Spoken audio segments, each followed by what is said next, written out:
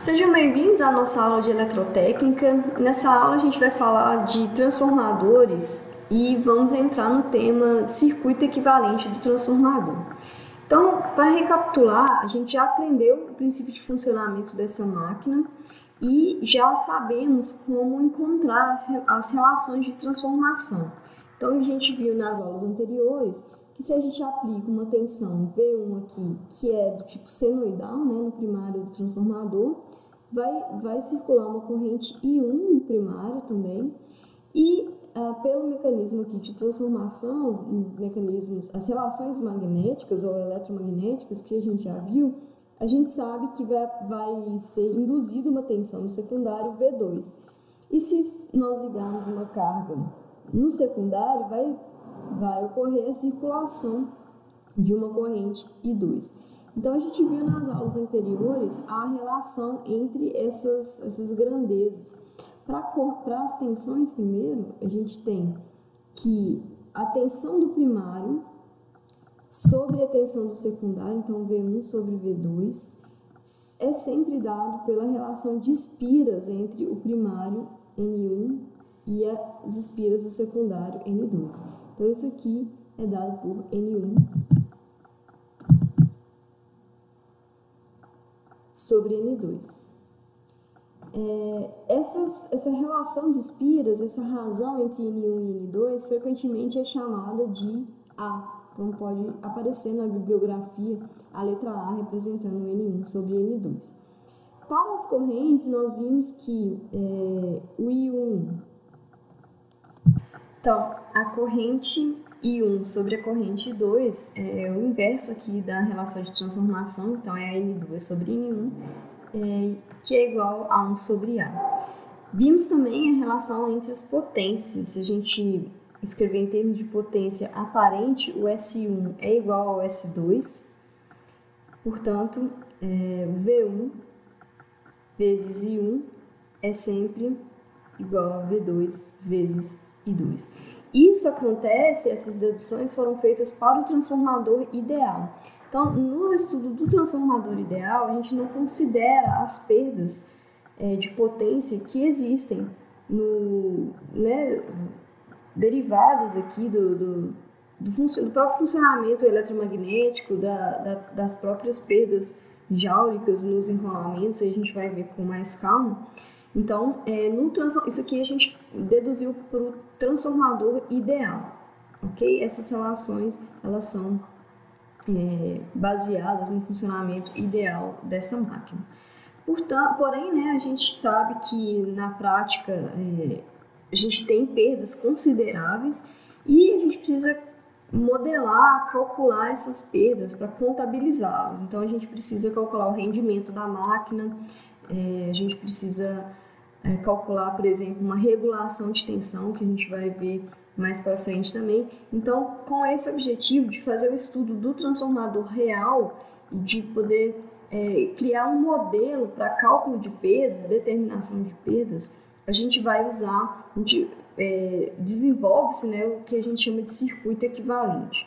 Então, o circuito equivalente vai representar essas principais perdas no transformador e a gente vai começar falando das perdas no cobre dos enrolamentos. Então, aqui, quando a gente aplica a tensão V1, vai circular uma corrente 1 e um condutor, uma espira condutora, que é feita de cobre, na maioria das vezes.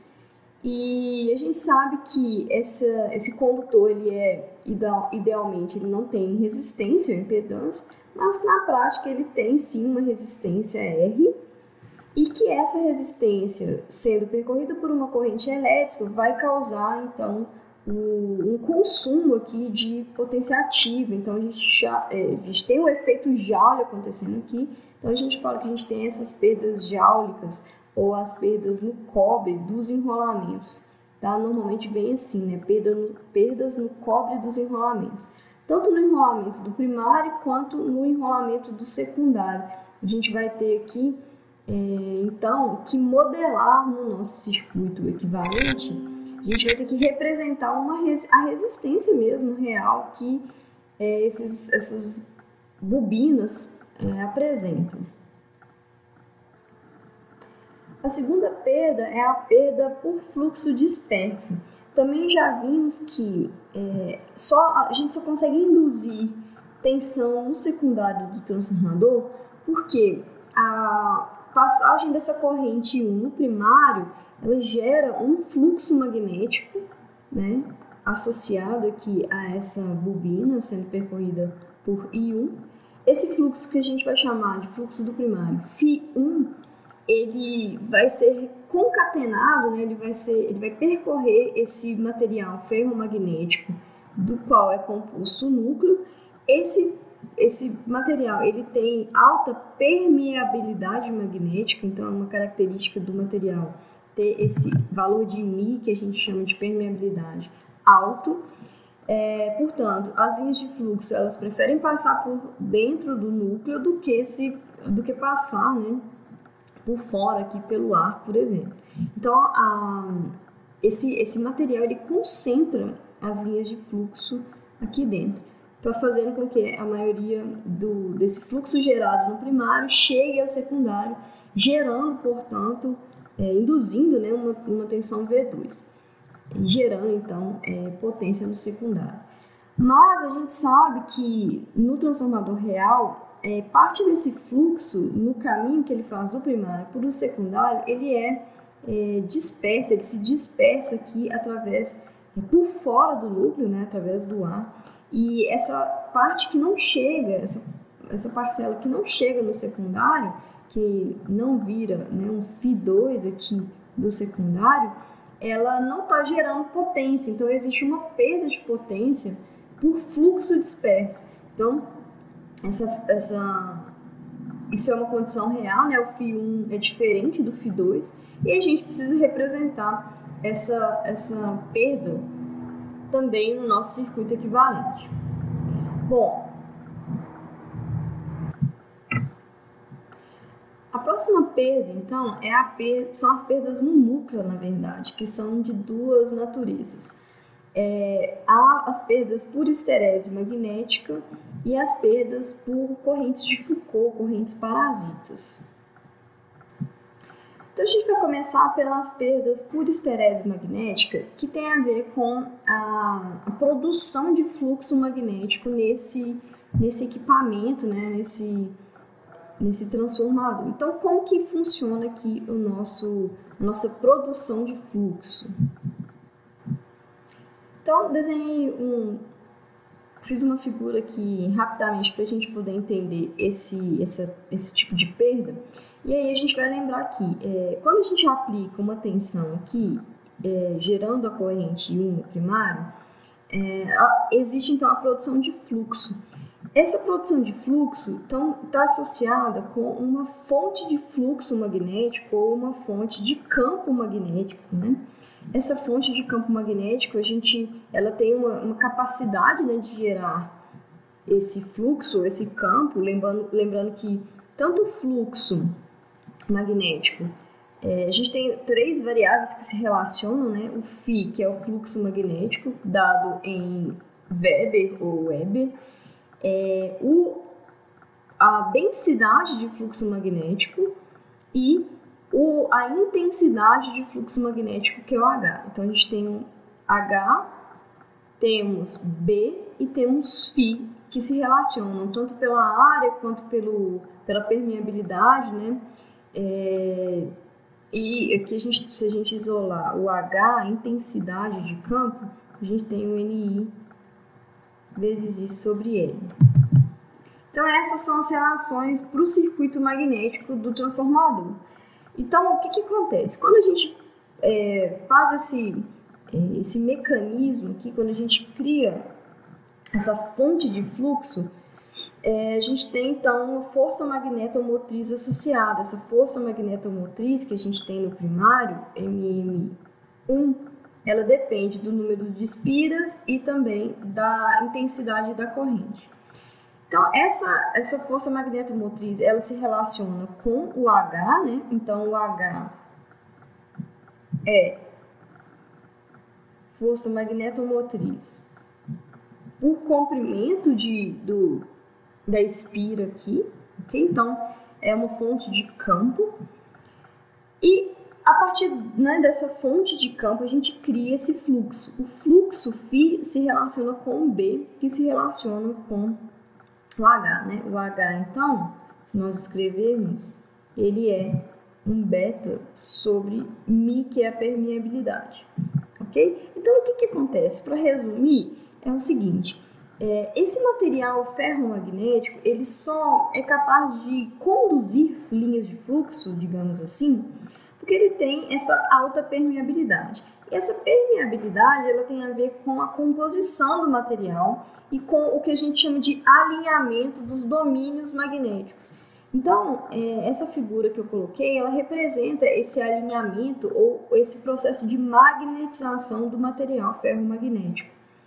Portanto, aqui a gente pode entender essas pequenas setas como o que a gente chama de polos magnéticos, ou na verdade domínios magnéticos, que a gente pode entender como sendo, né, tendo essa ideia de dipolo magnético.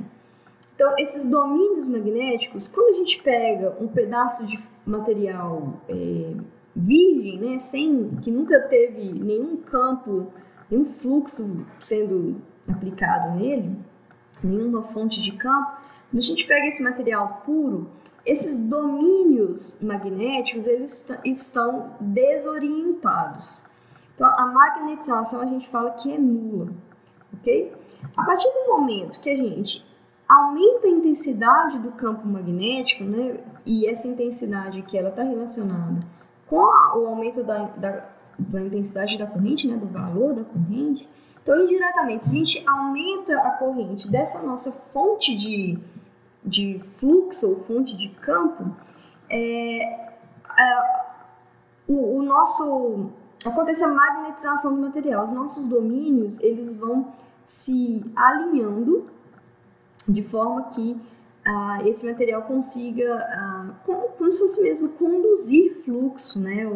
Ou ser permeável por um fluxo magnético. Então, a gente está criando fluxo, né? A gente está criando, magnetizar, né? Significa criar fluxo ou criar uma densidade de fluxo, né? Aqui, uma densidade de campo aqui B também.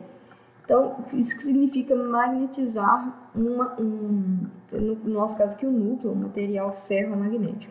Então, se a gente acompanhar a curva de magnetização, a gente sai de magnetização zero e, primeiramente, a gente passa por essa linha do meio aqui pontilhada e, à medida que a gente estiver aumentando o I, vai aumentando o B. A gente pode entender esse eixo aqui vertical como se fosse o B ou mesmo o φ, ok? Então, a partir do momento que a gente aumenta o I ou o H, a gente aumenta o B. Mas, observem que chega um momento que o núcleo ele vai sofrer uma saturação. Não adianta aqui, a partir de um certo ponto, por mais que eu aumente a corrente elétrica, olha, que eu estou colocando valores maiores de corrente, mas olha só o que está acontecendo com o meu B. Ele não está aumentando muito. Então, a gente fala que existe uma saturação desse núcleo, desse material ferromagnético. Então, por mais que eu aumente aqui a minha fonte de campo, eu não consigo gerar mais fluxo a partir de um certo momento. Então, a gente fala que esse núcleo, ele saturou, ok? Isso é a primeira questão dessa curva, sobre essa curva. Chega um ponto aqui em que ocorre a saturação do material e eu não consigo gerar mais fluxo a partir do aumento da corrente. Isso é a primeira questão. A segunda questão é sobre a magnetização remanescente. O que é isso?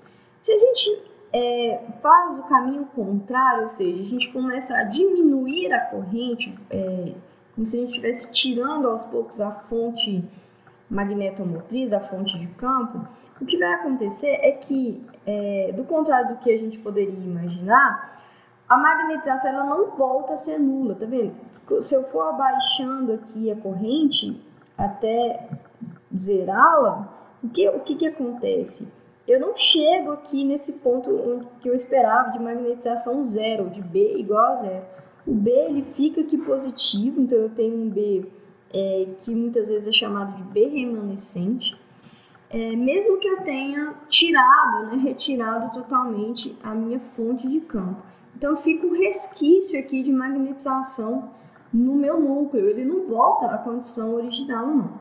E aí, se a gente começa a gerar fluxo no sentido contrário, ou seja, se a gente, então, a gente estava com uma corrente positiva, aqui a gente está no eixo positivo de corrente, aumentamos essa corrente, geramos uma magnetização até saturar, depois diminuímos essa corrente até zerá-la, ficamos com o fluxo remanescente, e agora, se a gente olhar no segundo quadrante da curva, a gente vai aumentar a corrente no sentido contrário, uma corrente negativa. Observe que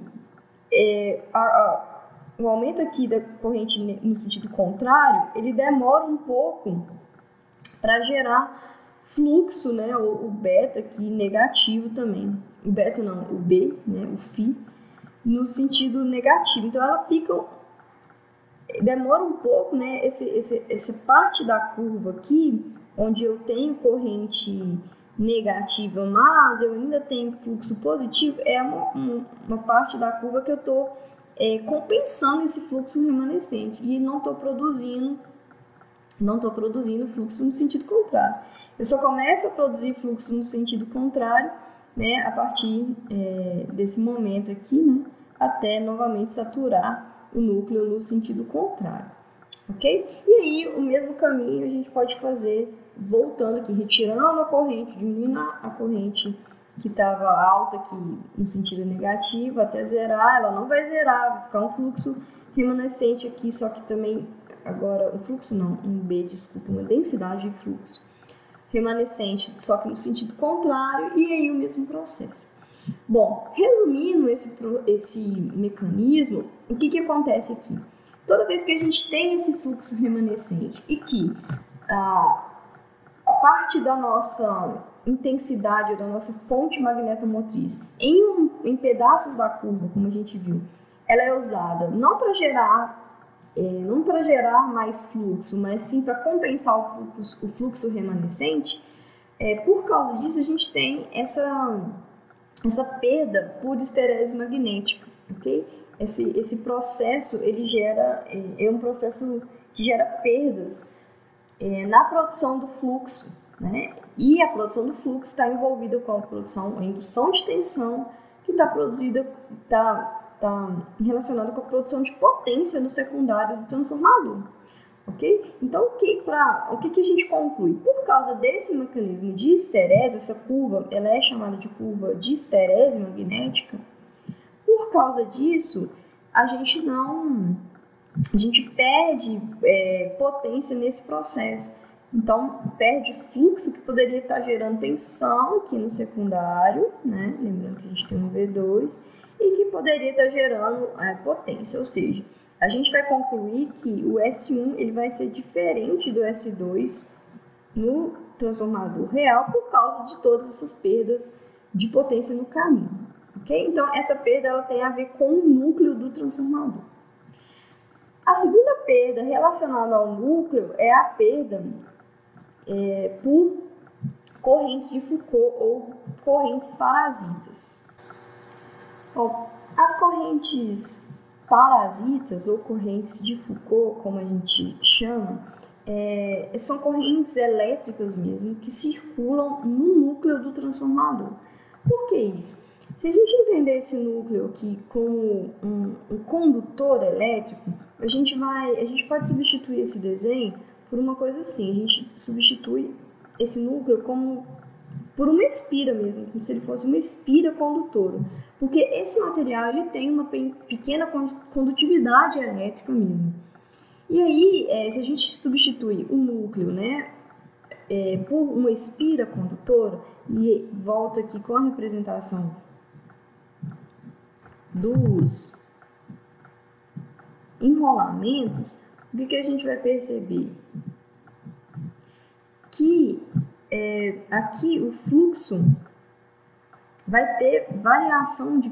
Essa espina, se a gente colocar aqui o V1 que está variando, gerando um fluxo 1, esse fluxo vai ser enxergado por essa espira condutora. Então, vai ter uma variação de fluxo dentro dessa espira que está representando o núcleo. Se essa é uma espira condutora e está ocorrendo variação de fluxo, ocorre uma pequena tensão induzida aqui, dada pela lei de Faraday, né? Mesmo processo. Eu tenho um dφ dt enxergado pela espira e tem aqui uma espira condutora de N voltas, né? Digamos assim. Então, o que a gente pode dizer é que existe uma tensão aqui induzida entre os terminais dessa espira. E essa tensão, ela gera circulação de corrente no próprio material do núcleo. E a gente chama, então, essa corrente de corrente parasita, ou corrente de Foucault. Então, essa corrente elétrica que circula no material ferromagnético gera perdas jáulicas, né? Gera perdas por efeito Joule, né? Vai aquecer o núcleo. Então, são correntes indesejadas, a gente utiliza alguns mecanismos para evitar que elas circulem aqui e de maneira a diminuir as perdas jáulicas. Uma desses métodos é utilizar o que a gente chama de fluxo laminado, em vez de usar um fluxo laminado, um núcleo laminado, desculpa. Então, em vez de usar um material maciço para formar esse núcleo, a gente usa pequenas chapas de material ferromagnético sobrepostas, e essas chapas elas têm um pequeno espaçamento entre elas, de maneira que a corrente não consegue circular de uma chapa para outra, né, no interior do núcleo. Essas chapas são fixadas aqui, de alguma maneira, mas não em toda a sua extensão, em toda a extensão do núcleo, né? Então, a gente tem pequenos espaçamentos que impedem a circulação dessa corrente e diminuem as perdas jáulicas por corrente de Foucault, ok? Então, essas são as principais perdas do nosso presente, né, no transformador real. E a partir dessas perdas, a gente vai ver como modelá-las através de um circuito elétrico. E aí a gente vai dar início a esse tema de fato na próxima aula. Então é isso, muito obrigada e até a próxima.